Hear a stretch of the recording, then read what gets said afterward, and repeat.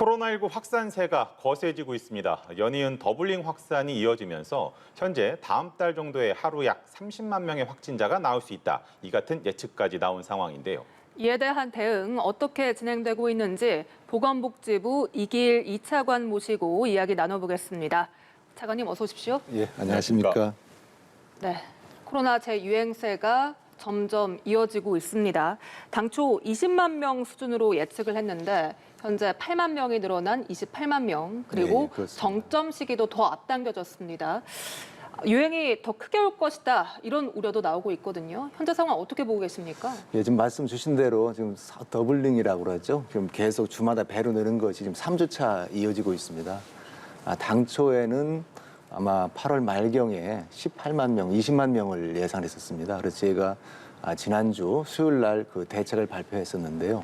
그 이후에 8월 말에 30만 명, 정확하게 28명이 나온다고 그래서 오늘 30만 명에 대비한 추가 대책을 오늘 발표하게 됐습니다. 선별적 거리두기의 이제 첫 단계죠. 이제 오늘 감염 취약시설에 대한 면회, 외출 금지를 발표를 하셨더라고요. 근데 이제 취약시설 보호가 좀 늦은 것 아니냐 이런 지적들도 일각에서 나오는 것 같고.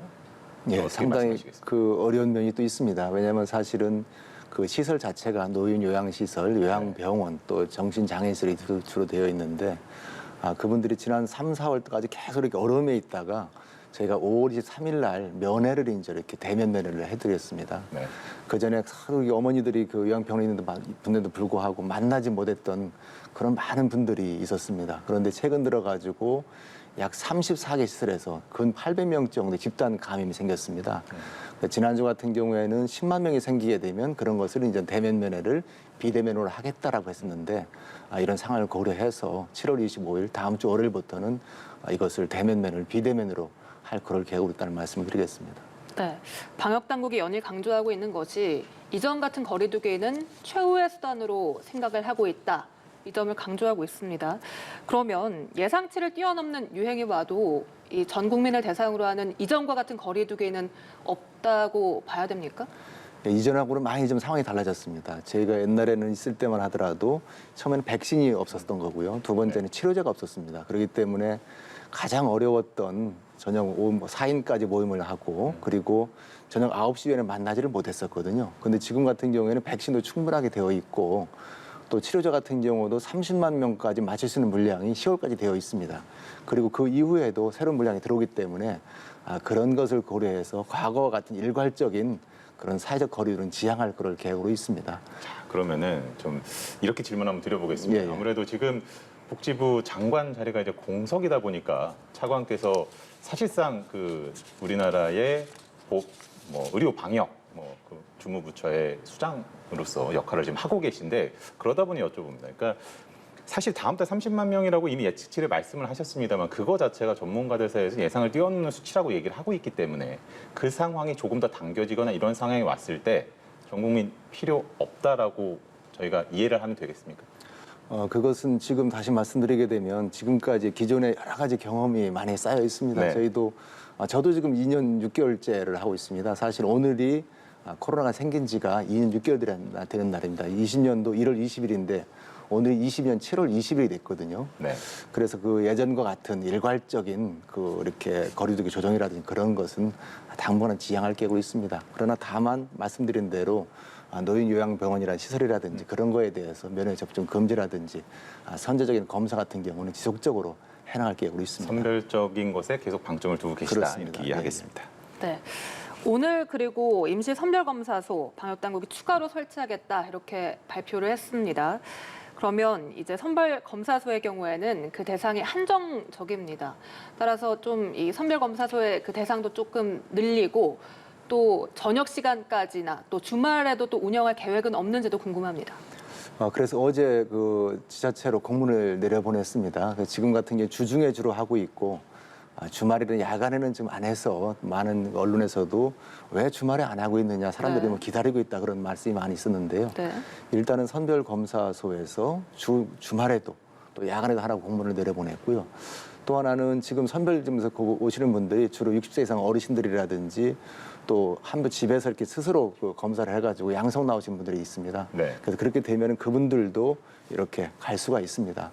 또 하나는 옛날하고 틀리게 저희가 11,000개 정도의 그 의원 병원에서 스스로 이렇게 그 전문가용 RAT 신속 항원 검사라고 그걸 할 수가 있습니다. 예. 그래서 그런 분들도 말씀을 드렸고요. 어제는 저희가 저녁에 7시부터 한 9시까지 16개 의사진들하고 부탁을 또 드렸습니다. 그래서 네. 뭐 주로 병원들 같은 경우가 일요일 날은 안 하시잖아요. 그래서 토요일 날 하시는데 가급적이면 일요일 날도 저희가 할 수 있도록 부탁을 드리는 상태입니다. 그러니까 이제 병원계도 이제 부탁을 말씀하셨다고 하셨는데 사실 이제 병원에서 검사부터 치료까지 받을 수 있는 원스톱 의료 체제를 운행 중이라고 알고 있는데 이게 진단을 하는 곳은 많은데 치료까지 이어지는 곳은 많지 않다라는 목소리가 있더라고요. 어떤 어려움이 있는 겁니까, 현장에? 그러니까 진단 검사하는 것은 좀처럼 용이합니다. 그렇지만 이게 또 치료까지 이어지려고 그러면 또 거기에 대해서 여러 가지 뭐랄까요, 경험도 있고 그러셔야 되는데 지금 6,400개 정도는 지금 이렇게 그 치료까지 처음부터 끝까지 다 하고 있습니다. 네. 그래서 어제도 저희가 부탁을 드렸고요. 근데 많은 그 의원들에서 여러 가지를 가지고 고민을 하고 있는 것 같습니다. 그래서 꼭 좀 이렇게 치료를 많이 좀 해주십사 그렇게 부탁을 드린 상태가 되겠습니다. 아마 7월 달쯤 되면 한 10,000개 정도까지 늘어나게 될 것 같습니다. 네, 병상에 관해서도 여쭤보겠습니다. 사실 과거 오미크론 유행 때 가장 잘 되지 않았던 부분이 이 병상 확보 부분인데 오늘 이제 4,000 병상을 추가 확보하겠다고 말씀을 하셨습니다. 병상 걱정은 안 해도 되는 겁니까? 예, 지금도 저희가 병상을 5,700개를 가지고 있습니다. 예. 그리고 지난번에 3월 달에 가장 피크였을 때가 62만 나온 때가 있었습니다. 그때가 그 가장 많은 병상이 33,000개 병상이었습니다. 그러니까 점점 환자가 줄임에 따라서 병상도 줄여왔었는데요. 저희가 병원들의 부탁을 얘기를 할 때 지금 병상을 줄이고 있지만 언제라도 일주일 내로 그 병상을 다시 재가동할 수 있도록 그렇게 말씀을 드리는 상태입니다. 그래서 지난주에 우리 중소본 직원들하고 지하철 점검을 했습니다. 했더니 네. 1,435개 정도는 바로 열 수가 있다. 그렇게 얘기를 해가지고 저희가 그거로는 행정명을 내린 것이 되겠습니다. 지금 당장으로 5,700개로 가능한 숫자는 일 15만 명까지 가능합니다. 15만 명. 그리고 4,000개 병상을 내리게 되면 일 30만 명까지는 충분하게 감당할 수가 있습니다. 그래서 옛날에 기억을 더듬어가지고 다시는 그런 어려움이 없도록 제가 준비하도록 하겠습니다. 자, 이게 사실은 코로나 병상 확보도 중요하겠습니다만 응급 환자라든지 특수 환자가 그것 때문에 부족해져가지고 병상 그런 문제들도 있었단 말이죠. 이번에 좀 달라질 수 있을까요, 이 부분도? 가장 옛날에도 어려웠던 것이 응급 환자였었습니다. 네. 예를 들면 지금 환자가 나오게 되면 99.5% 정도가 재택 환자입니다. 네. 나머지 0.5% 정도가 이제 병원에 가는 분들인데 갑자기 집에 있다가 아프게 되는 겁니다. 그래서 네. 그럴 때를 대비해서 지금 응급실, 응급 시스템을 24시간 할 수 있도록 그렇게 준비를 해놓고 있습니다.